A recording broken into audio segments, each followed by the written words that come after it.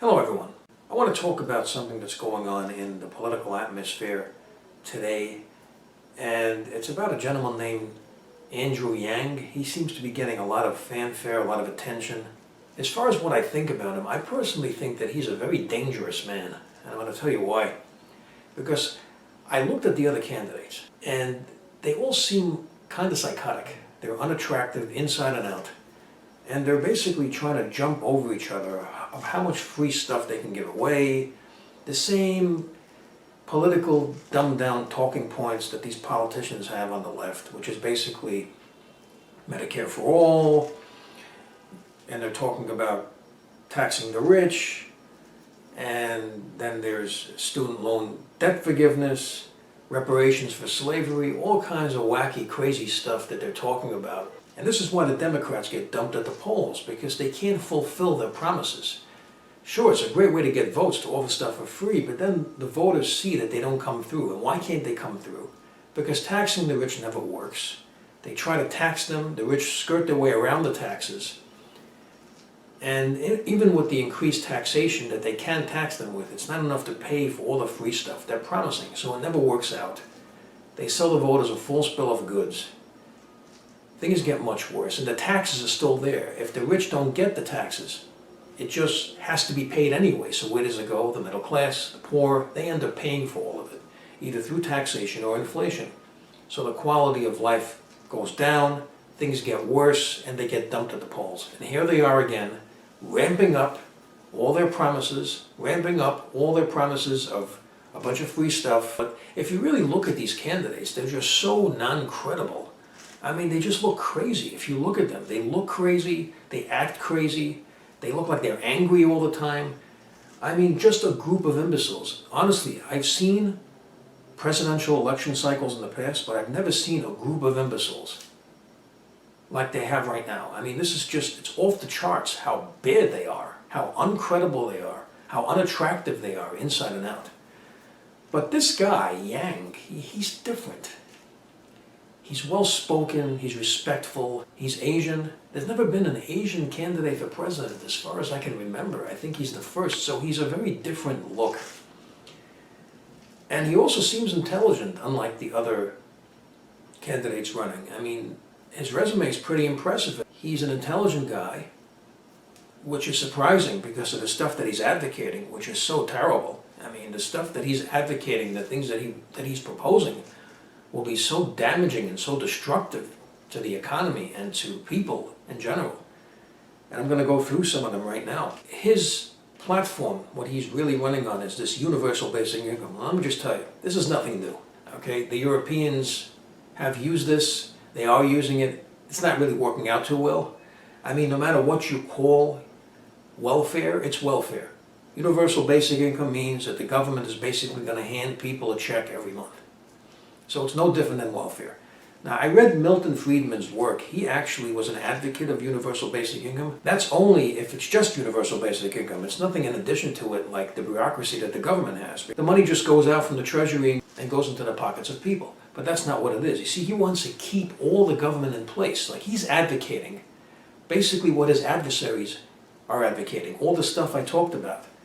The Medicare for all, student loan debt forgiveness, taxing the rich, paying your fair share, all this kind of stuff. He's talking about value-added tax. The thing is, he doesn't talk about reforming government, reforming the tax system. You see, the problem is government, and he wants to take that problem and make the problem the solution. I mean, you can't do that. That's the problem. Government is the problem. And he wants to say that that's the solution. We need more government. We need more money coming from government to go to people, right? And what he does is, you see, he's a pretty smart guy, because he doesn't just call it welfare. Welfare has been a huge failure. I mean, just look at Lyndon Johnson's war on poverty back in the 60s. That didn't work out too well. It just created more poverty. So instead of calling it welfare, what he does is he calls it a freedom dividend. Well, how is this a freedom dividend? You know, if the government is sending a check to people, if people are receiving a check from the government, that's not a dividend. It's just more debt. A dividend means you have a company making money and they pay money out as a result of their earnings. It's like a reward for people, for shareholders, so they get a dividend. However, they're investing in the company. They're putting their money into it. That's their own income, it's their own capital. The government is either using taxpayer money or they're printing the money to pay it out. They're just sticking your hand in one of your pockets, removing money and putting it in your other pocket. That's all they're doing. So there's nothing that's a dividend about this, and there's certainly nothing free about it. What's freedom about this? It's not freedom, it's government coercion. They have to create this money. Either they print it or they tax you. So how is it free? It's the exact opposite of that. It's more like tyranny. So call it tyranny payout or something like that. It's not a freedom dividend. What is this? And then, he talks about getting into the Paris Accords. This is very dangerous because the Paris Accords basically say that the U.S. has to substantially reduce their carbon emissions. However, other countries don't have to do it for a very long period of time. So basically, this puts the U.S. at an economic disadvantage. It gives the U.S. an uncompetitive disadvantage. The U.S. economy is already in a lot of trouble. So this is just going to make it worse. I mean, if he supports lowering carbon emissions and he believes that humans are the cause of global warming, I mean, make up your own program, but don't get into something that's so destructive to the U.S. economy and that's going to harm the economy even more. So this guy is not coming up with anything new. He's not replacing anything. He just wants to add another layer of government. He wants to add another layer of debt, another layer of welfare. So Mr. Yang is more like yin than yang. That's what it seems like. What's needed is less government, free markets. What's needed is that the government has to get out of the way. That's what has to happen. He's talking about companies not paying their fair share.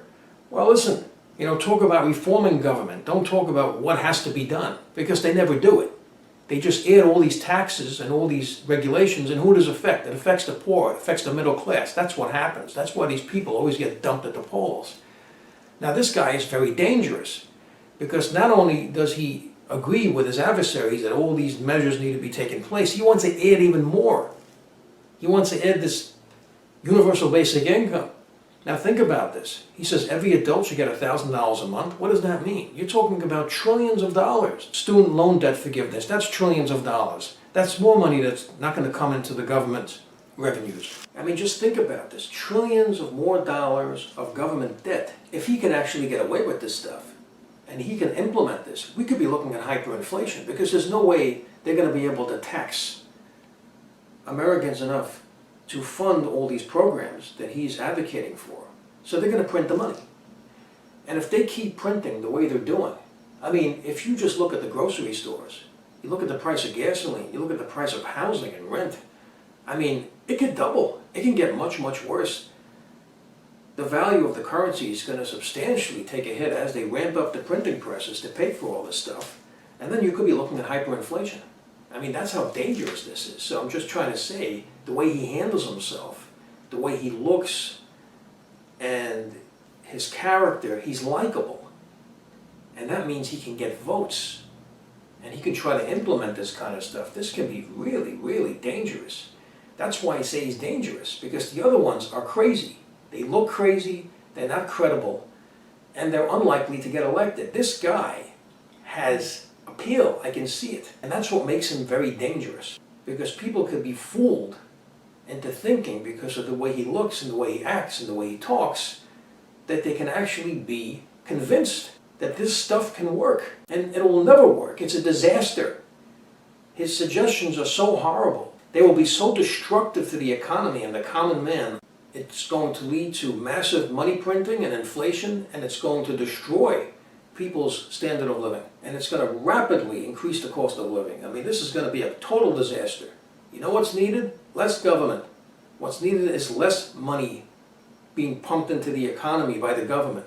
Less taxation. That's what's needed. So I would say Mr. Yang is more like Mr. Yin than Mr. Yang. But anyway, I would like to have a discussion about this. If you think that what he's advocating is going to be helpful, and you think it's a good idea, leave some comments. Let's have a discussion about this. I would like to hear from you. Thank you for tuning in.